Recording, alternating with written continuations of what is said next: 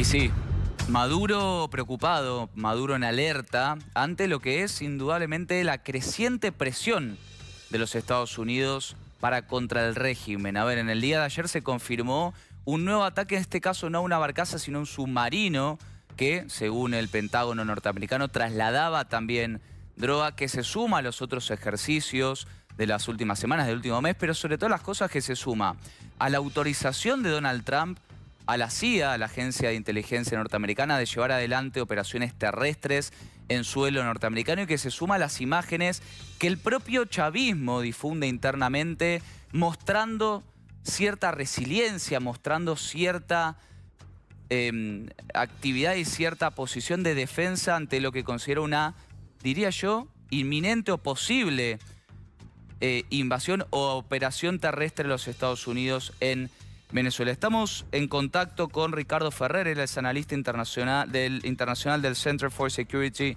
Free Security, y una persona que conoce mucho todo el entramado de seguridad de la región. Ricardo, ¿qué tal? Un placer en saludarte, bienvenido a TEN Internacional. ¿Cómo está evolucionando esta estrategia de los Estados Unidos y hasta dónde puede llegar en las próximas semanas, me animaría a decir?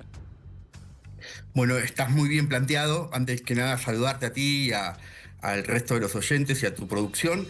En rigor, la nueva postura del gobierno norteamericano no es un cambio de tono, sino directamente es un cambio de doctrina que demandó semanas dentro de discusiones en el gobierno. Recordemos que anteriormente estaba a cargo Grenell, que había logrado una liberación de 10 americanos detenidos ilegalmente por el régimen de Maduro, a cambio de 200 venezolanos, y dentro de lo que se puede llamar una diplomacia de transacción que le permitía al propio Trump tener con esa diplomacia coercitiva de palo y mezcla de zanahoria, le permitía mostrarse pragmático y a su vez lograr algunas concesiones.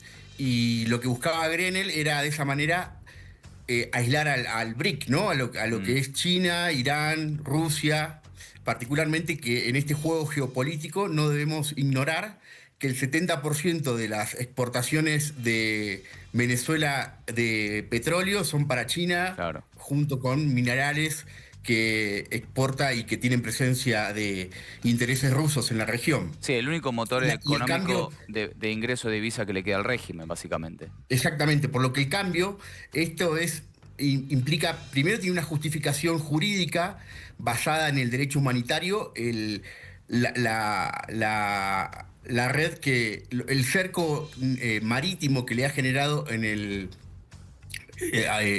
sur del Caribe, que implica que ya nuestra región ya no es más una zona de paz, como erróneamente muchas veces hemos escuchado que muchos sostenían, y que esta situación es, como te decía, más que un cambio de doctrina, es un cambio de doctrina que vuelve a la vieja doctrina del palo y del garrote que se llama la doctrina del Big Stick, claro, que es la doctrina de una diplomacia mínima y una acción militar coercitiva completa. Ahora, Ricardo, vamos a repasar en un mapa justamente este despliegue en el mar del Caribe, pero te pido que nos acompañes a ver una declaración de Nicolás Maduro en las últimas horas. A ver, trascendió un supuesto pedido que después el propio Trump confirmó, de buscar una salida consensuada, podemos llamarle, a lo que es tal vez un régimen del chavismo sin Maduro. Esto se publicó en distintos medios norteamericanos. Después, en cierto sentido, Trump lo confirmó, pero llamó y mucho la atención una declaración del presidente venezolano en las últimas horas, hablando hasta en inglés y pidiendo que no haya guerra sino paz. Miren. Decirle al pueblo de Estados Unidos, no a la guerra. No queremos una guerra en el Caribe ni en Sudamérica. No. Not war. Just peace. Not war. Se diría así. ¿Quién habla inglés aquí? Tú, Daniela. ¿Está bien así? No war, just peace and the people in the United States. Please.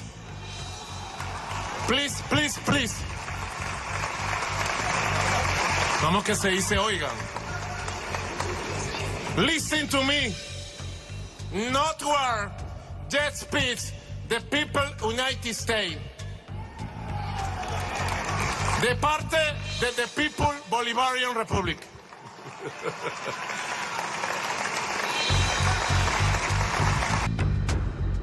Bueno, parece más bien una escena cómica, ¿no? Que un discurso presidencial pidiendo not war, yes peace, directamente con un inglés bastante básico, diría, del presidente que recordemos, ¿no? El año pasado fue reelecto en unas elecciones fraudulentas, no reconocidas por parte prácticamente nadie, ningún país de la comunidad internacional. Vamos a ver un mapa que recién mencionábamos justamente sobre lo que es el despliegue militar de los Estados Unidos en el mar del Caribe. A ver, Venezuela con una gran costa, lo que Estados Unidos ha identificado en el último tiempo es que parte de la exportación de droga de Venezuela hacia el norte se da a través de estas pequeñas islas que están en el Caribe. Entonces lo que Estados Unidos quiere indudablemente es hacer un cerco, hacer un bloqueo para que ni las lanchas, que son parte de los focos de ataque por parte del ejército y la Marina norteamericana, ni tampoco los submarinos que se dirigen hacia el norte, puedan seguir pasando, inclusive cortar también lo que es el financiamiento ilegal hacia el régimen con la exportación de estas drogas o también de las famosas flotas fantasma que recién bien mencionaba Ricardo, es lo que le permite al régimen chavista la exportación de petróleo. Y aquí en el Mar del Caribe es donde ya se concentra todas las utilidades y las capacidades militares de Estados Unidos. Esta última semana, según distintos reportes también, distintos helicópteros, inclusive los Black Hawk, se acercaron hasta 145 kilómetros de las costas venezolanas, el acercamiento más fuerte que se dio en el último tiempo, desde el inicio del despliegue. Y Ricardo, lo que te quiero preguntar de forma sencilla, ¿podemos esperar una operación terrestre en Venezuela, sea de la CIA, sea de algún colaborador interno de los Estados Unidos? Desde luego que operaciones de poner botas en terreno tiene que aprobarlo el Congreso de los Estados Unidos, y una cosa muy distinta es, como ya ha habilitado y aceptado Trump ante la prensa, que haya operaciones encubiertas que ya desde hace tiempo existen, junto con otros servicios de inteligencia. No obstante eso, puede haber alguna ayuda, y desde luego la hay, y muchas veces la CIA tiene, según ha declarado hace unos días, 600 blancos monitoreos que se hacen a través de estos helicópteros, que no solamente son para generar una intimidación, que la ha tomado muy bien, ya que la relación a partir de ahora será militar y no diplomática, sino que podría traerle algunos conflictos, y la duda del equipo de Trump está dada en la siguiente situación. Quien saca a un dictador, después tiene que hacerse cargo de la administración para normalizar al país. Estamos hablando que Venezuela es 14 veces más grande que Panamá, y que Panamá tenía 10.000 soldados activos cuando Venezuela tiene 110.000. Y el despliegue marítimo de 8 buques y con buques insignias como el Eisenhower y otros más, tienen mucho menos que esa cantidad. De modo tal que lo que sí vamos a esperar, y yo creo que es de muy alta probabilidad de ocurrencia, es que haya ataques a lugares sensibles donde haya laboratorios, donde haya sitios dentro de Venezuela de la FARC, ex-FARC o ELN, como también estamos hablando que para Trump y para esta nueva doctrina, que la lidera Marco Rubio desde hace muchos años, y fue el arquitecto ya estando en el Senado, y por eso le dio tantos resultados en la Florida, que los necesita Trump. Claro. Es para las próximas elecciones. Maduro no es un jefe de Estado, es el jefe de un cartel internacional, y a diferencia de lo que sucedió con Bin Laden, que tenía 25 millones como reward para quien lo entregase, este tiene 50 millones. Estamos muy claros en que la decisión de los Estados Unidos al declarar al cartel de 2 soles y al Tren de Aragua como una parte de es claramente no negociar más con Maduro, ni tampoco esta oportunidad que le brinda Maduro, de hacer chavismo sin Maduro o madurismo sin Maduro, con 3 años para que termine Delcy Rodríguez en la presidencia en el 2032, según está estipulado. Ricardo. Yo creo que va a haber operaciones desde el mar hacia la tierra, con los blancos marcados por la inteligencia y todo el equipo internacional. Recordemos que esta operación marítima de los Estados Unidos no es exclusiva de los Estados Unidos, se va a generar un club formal dentro de muy poco, pero que actualmente también cooperan a su manera Francia, Reino Unido y Países Bajos, puesto que, como decís muy bien, la droga que sale desde Venezuela no solamente llega a Estados Unidos y va a haber mucha presión sobre Europa, pero también tenemos que tener en cuenta un juego geopolítico, que existe la ruta de la Caipira, que la alimenta Venezuela, Colombia, Perú y Bolivia a través de Brasil y llega al puerto de Santos y puede llegar hasta Montevideo o el puerto de Buenos Aires. Entonces tenemos que tener y tomar actitudes muy importantes como la que ha tomado recientemente el gobierno argentino. Sí, interesante, que no es solo hacia el sur, no es solo hacia el norte, sino también hacia el sur, con el apoyo también de algunas pequeñas islas, ¿no?, del Caribe, que indudablemente le están dando el apoyo a Estados Unidos. Ricardo, hace poco tiempo vos publicaste un informe muy interesante sobre las capacidades militares de Venezuela, ¿no? La mayoría de ellas provistas por Rusia ya desde hace décadas. Vemos estas imágenes, inclusive en tono discursivo, de Vladimir Padrino López, de Diosdado Cabello, que dice: estamos preparados ante una amenaza norteamericana. ¿Está realmente preparado Venezuela? ¿Tiene capacidades militares? Lógicamente no a la altura de los Estados Unidos, pero sí para hacer frente a una posible confrontación directa. No, desde luego que no está preparado, pero eso no implica que es meterse en un Vietnam. No obstante que tiene articulaciones e inteligencia y ha logrado hacer con se exteriorizó con los juegos de Army Games o Juegos de la Guerra, la interoperabilidad militar con China, con Rusia, con Irán y otros países, lo cual hace que la mayor capacidad que tiene Venezuela es con sus submarinos y con sus buzos tácticos que pueden poner bombas en diferentes zonas. Como has mostrado el mapa recién, está gran parte sobre el Caribe Sur, y tiene una pequeña parte con la Guyana, que también está en disputa con el Esequibo por el petróleo, y ahí está dispuesto también el ejército de los Estados Unidos para evitar cualquier acción distractiva. Recién mencionabas la interna dentro de la administración norteamericana. Ayer, sorpresivamente, tal vez para algunos, se dio la renuncia o se publicó la renuncia de Holcino, el jefe del Comando Sur, quien estuvo aquí en la Argentina en distintas oportunidades, mostrando también el apoyo y el respaldo militar de Estados Unidos hacia nuestro país. Están quienes dicen que Pete Hegseth, el ahora secretario de Guerra, venía ya cargando contra el jefe del Comando Sur.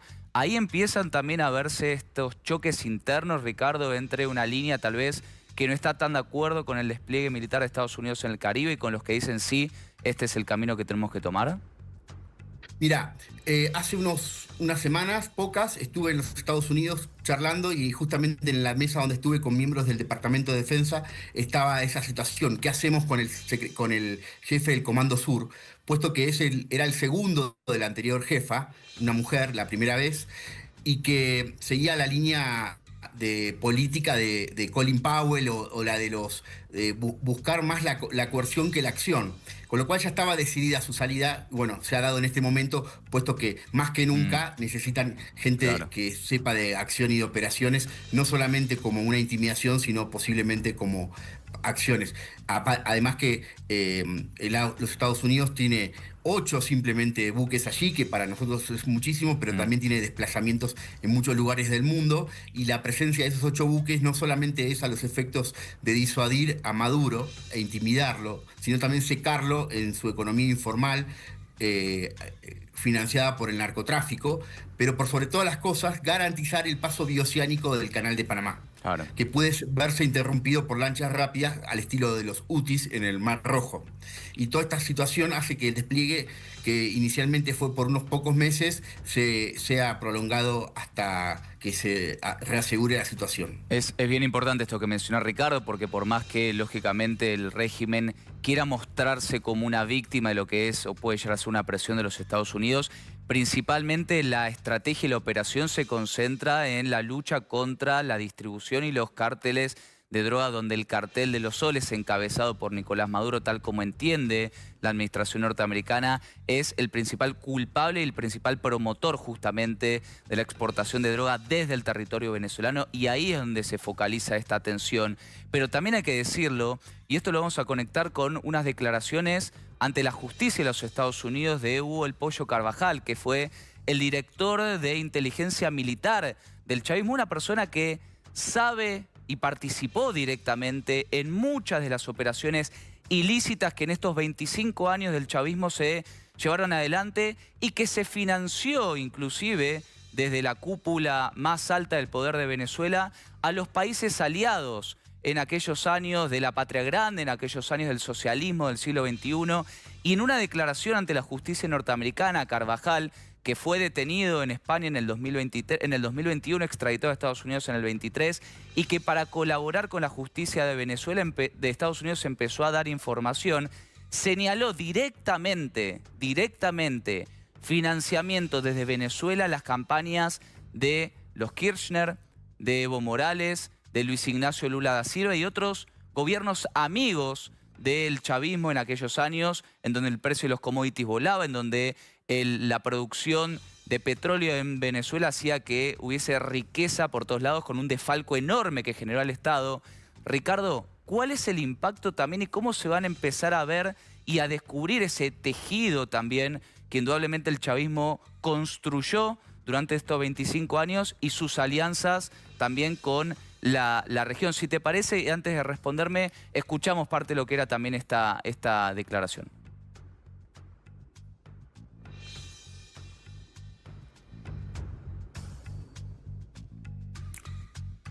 Vuelo con vos, Ricardo, y te pregunto, entonces, bueno, estas imágenes, ¿no?, de Hugo Chávez reunido con Néstor Kirchner, con Cristina Fernández de Kirchner, y estas alianzas, ¿no?, que hoy empiezan a verse y a conocerse, tal vez muy poquito de todo lo que realmente hay de fondo. Exacto, mira, lamentablemente el Pollo Carvajal, que fue jefe de la inteligencia militar, que no es el jefe de la inteligencia de Venezuela, pero recordemos que Chávez era militar, con lo cual su aproximación máxima y de mayor confianza eran sus camaradas. Este hombre era camarada de Hugo Chávez. No solamente para buscar tener menor sanciones, y ya fue detenido en enero del 2020, trasladado a España, y de España fue extraditado a los Estados Unidos.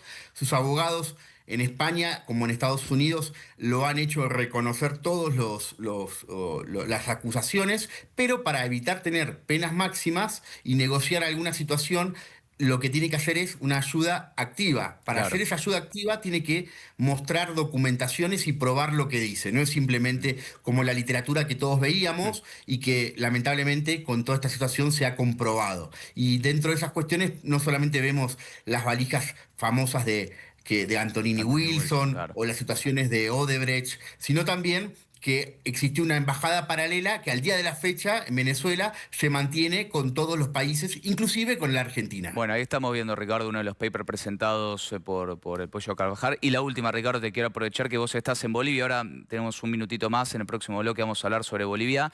¿Cómo estás viendo la situación previa a unas elecciones históricas, indudablemente, que se harán en el día de mañana? Bueno, lamentablemente no puedo hacer, como había dicho anteriormente, expresiones de la situación electoral actual, para no romper la imparcialidad, dado que estoy como un observador internacional acreditado, pero sí puedo decir que lo importante es tan importante como la elección de mañana, la asunción que va a ser el día 8 de noviembre, y el tránsito ante esa asunción y lo que viene el día después. Es verdaderamente un gran desafío para el próximo gobierno de Bolivia. Ya vamos a estar en el próximo bloque hablando sobre el futuro de Bolivia. Ricardo Ferrer, analista internacional del Center for Security Free Society, muchísimas gracias por este contacto con TEN Internacional.